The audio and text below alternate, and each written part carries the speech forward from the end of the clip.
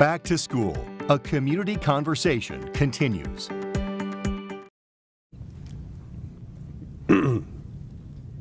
Welcome back to School, a community conversation. I'm David Bacon along with Bob Bartlett, and we've got Dr. David Young from AISD, Joey Lai from Wiley ISD, Dr. Glenn Teal from Jim Ned CISD, and Dr. Drew Howard from Sweetwater, talking about getting back to school here in the coming days. And I talked earlier this week with Dr. John Zerwas, who's helping advise Governor Abbott.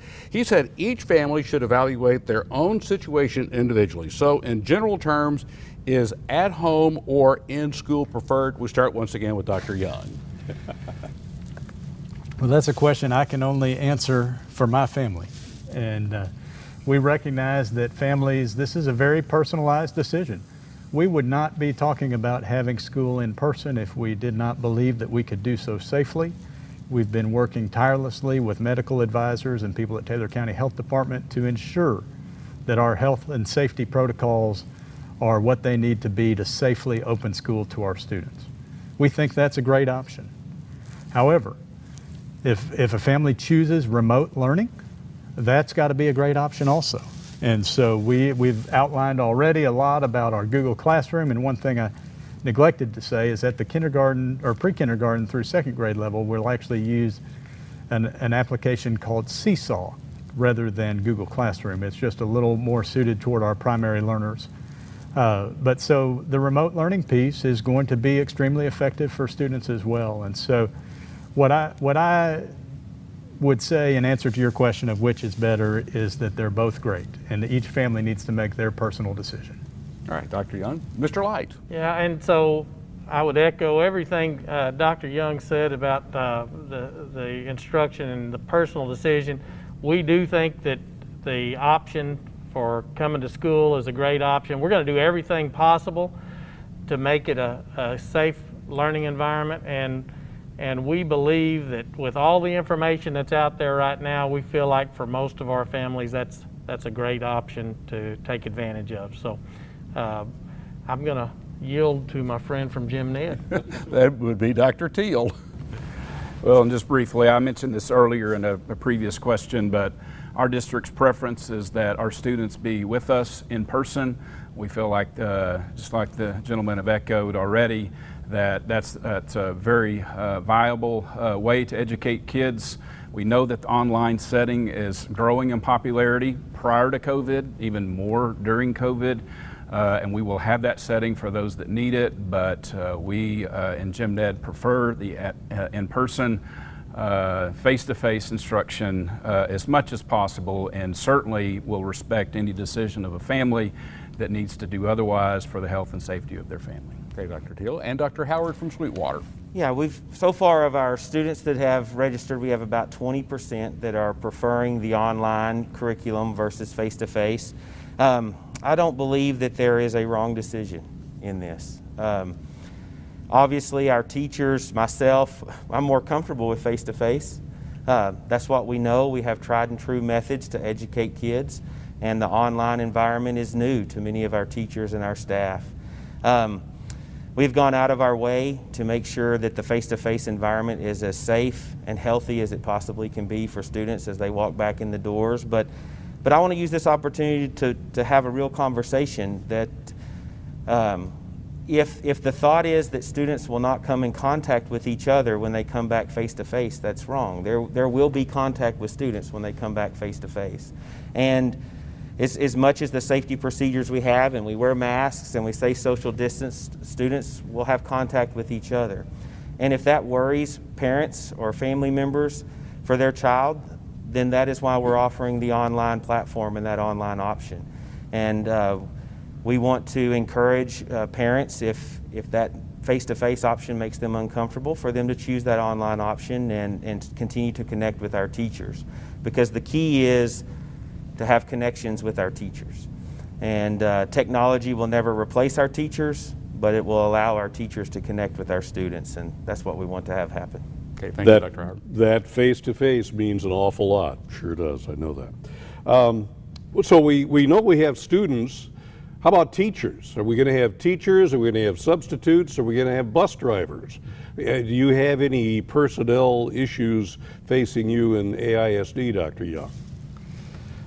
Well, that's a question we're dealing with this time of year in any school year, and it is a little more complicated in this COVID school year. And so we've gone through the process of communicating with our staff and asking them about their comfort level returning to work.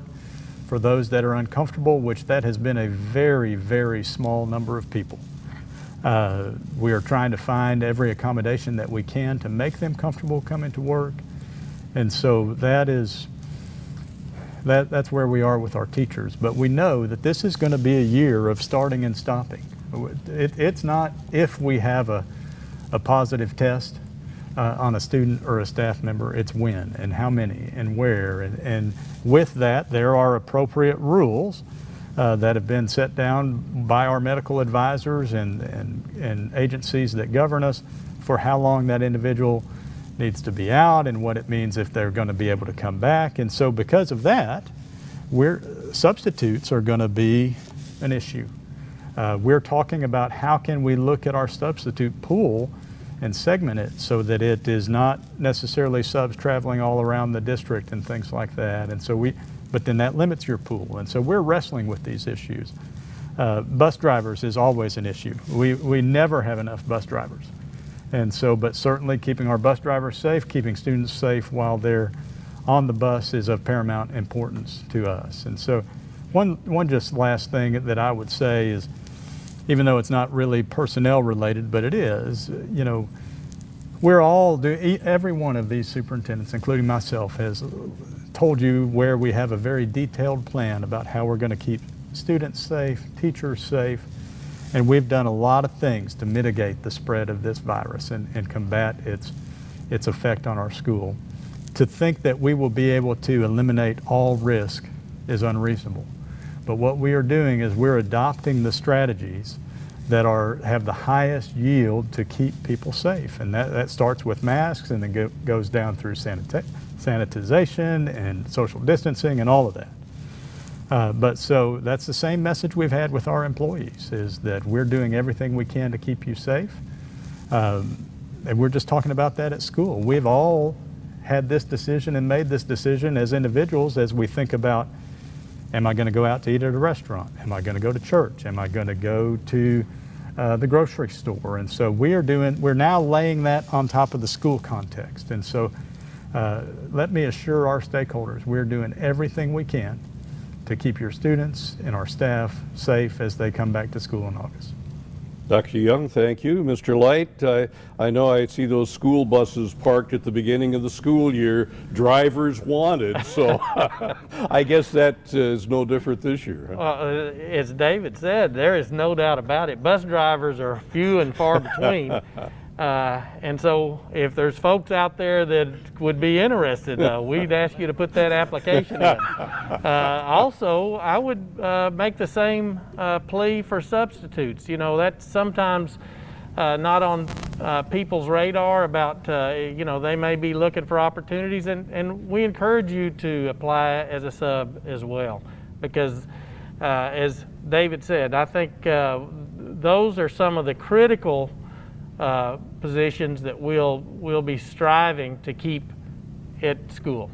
I would say this, currently we are fortunate, we are fully staffed as of today. That could change by the time I get back to the office, but I really and truly believe the biggest issue for us, more so than the students getting ill, is our staff, because when our staff goes down, that really can cripple a campus. So we too, like David has said and everyone else has said, we're going to do everything we can to keep our staff safe and coming to work every day.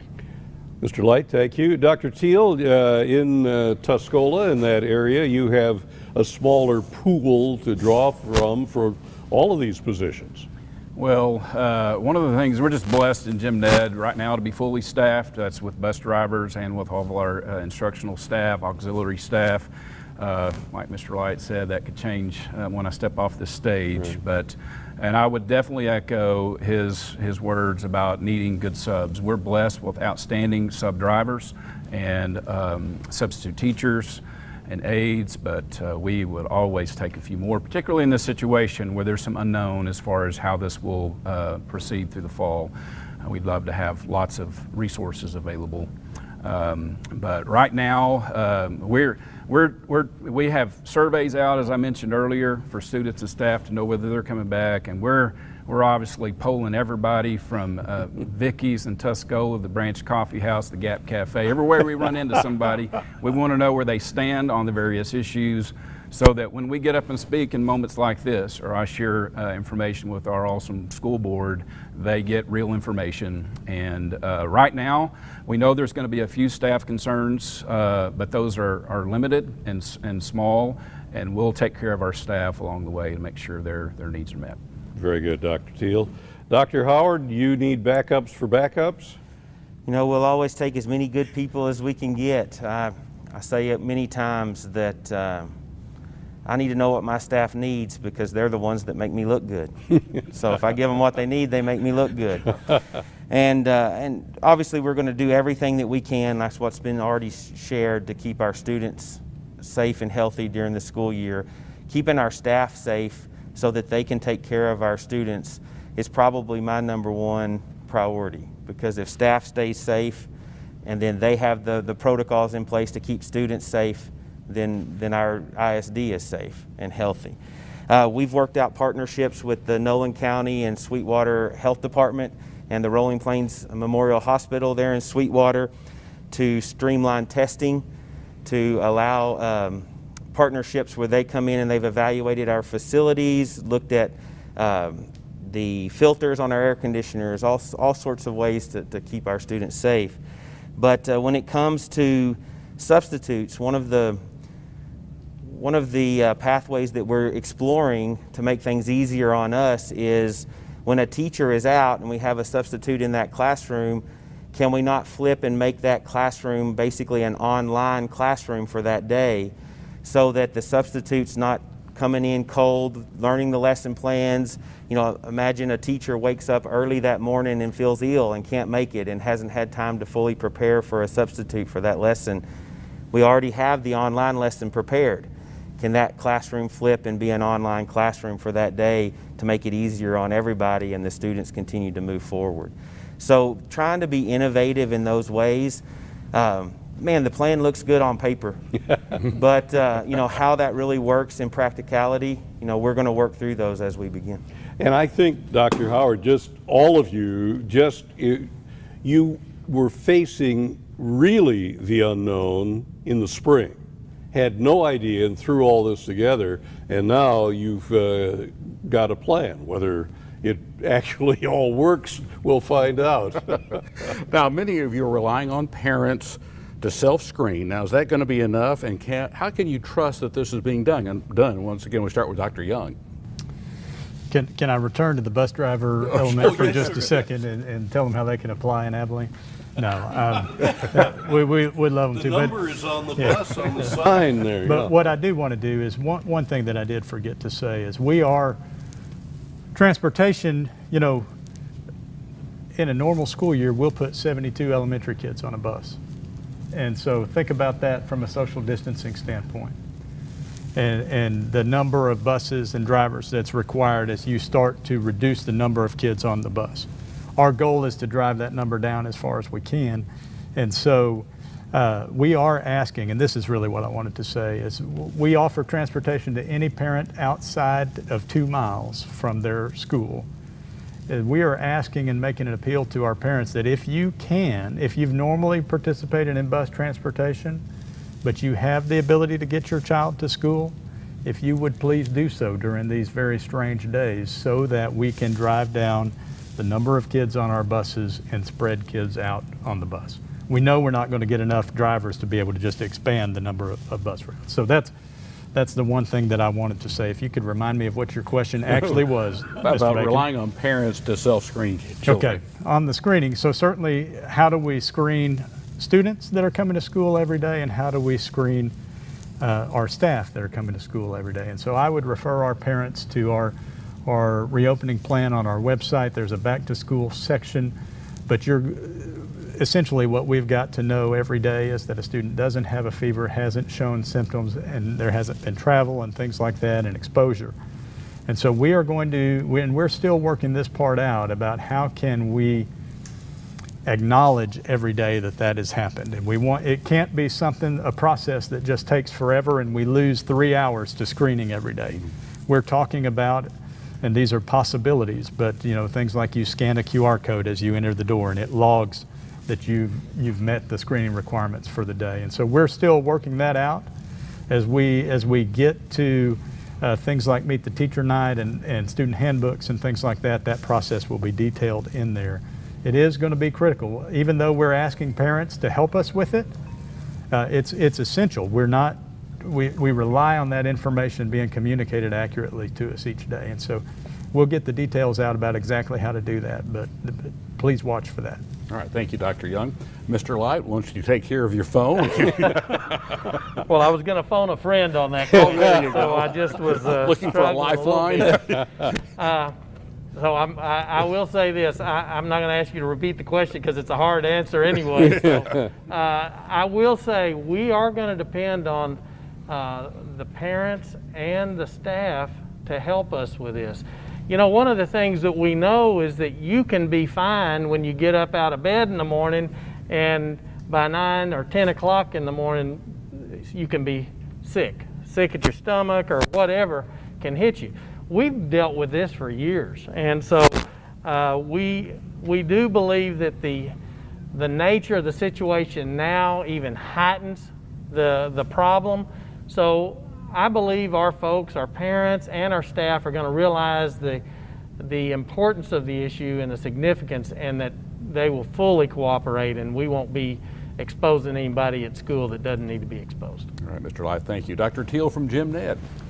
Yeah, similar answer. We're expecting our parents to rise to the occasion. Everyone knows there's some heightened concern and anxiety with COVID, so we're depending on our families to self-screen at home, and when they're symptomatic, they need to follow the protocol for making sure they're fever-free before sending them to school, and some additional symptoms as well. But if they're asymptomatic, they send them to school.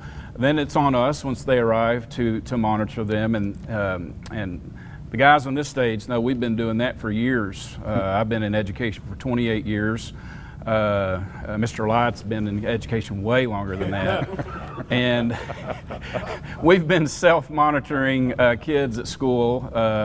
There's I think it's a Latin phrase called in loco parentis, and so once those kids arrive on campus, we monitor them. We have an outstanding nursing staff, all of us do, that will be monitoring our kids, teachers that will be wearing that hat as well as our students enter the campus to make sure that they're healthy, and if there's any concern there, they go to our nurse's office and we'll contact the parents and address that concern. Dr. Teal, thank you. And Dr. Howard from Sweetwater. Yes, I just echo again, even though I'm not as old as the rest of them on stage, had to get that jab in there. Yeah. Sorry, they can get me back later. Dealing with ill students and parents having to make decisions if their child is sick is not anything new. So I think that's a positive that we can take. If having a sick kid is positive, that's something that it's not a new problem in schools. And as students come to school, if they get ill during the school day, there's definitely protocols in place, how we will isolate the student in the nurse's office. Parents will be contacted. The areas that they have visited or been in will be fully sanitized before they're reopened. And if it is a positive COVID case, there are procedures in place to notify all the other parents of students that they've come in contact with, so that they can make the necessary decisions of what's best for their child. All right, thank you, Dr. Howard. Thank you very much. We are at limited time here, so whoever wants to speak up can do that. We just need details on the mask protocol. I think it's different for the youngsters than it is for higher grades. And if somebody is different than Dr. Young, so I want to just highlight a couple things in our plan, and one is our mask protocol, and we are requiring all staff, obviously, to wear non-medical grade face coverings at all time while at school, and then certainly all of our students, and that is all of our students from pre-K to 12. The American Academy of Pediatrics and the CDC recommend mask usage for kids 2 and above. We recognize that that's different than the governor's executive order, but we believe, and we're not making this decision in a vacuum, that this mask is the very best thing that we can do to keep our students and our staff safe. And so I have a lot more to say on that topic, but I'll yield to my colleagues. Mr. Light. Well, I'll just real quickly say we are basically looking at the same situation, except we have followed the governor's guidelines on that, and so our 4th grade and up students will use a mask, and 3rd and below will not be required to, but if they want to use one, they can. All right, how about in Gym Ned, Dr. Neal? So we are also following the governor's executive order. We're not requiring our elementary students to wear masks. They're certainly encouraged to do so. Our 6th through 12th grade students are required to wear masks unless they're in certain situations like their athletics or PE class, which might be inappropriate. And then our staff is required to wear a face covering as well. We had a generous donation from one of our sponsors with some face shields, and so we'll have that as an option. And then we'll monitor the governor's executive order and respond accordingly to whatever the healthiest situation is for us. All right, Dr. Teal, Dr. Howard, you have 5 seconds or less. All right. We are requiring masks for 10 and older, strongly recommending that for students below.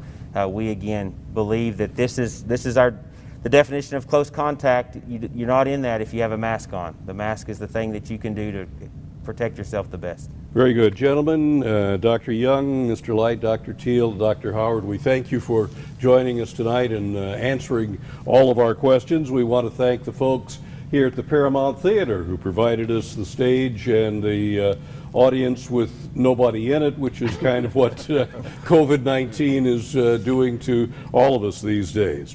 Thank you again, gentlemen. And thank you so much for watching here. And of course, a complete replay is available on bigcountryhomepage.com. Thank you for watching.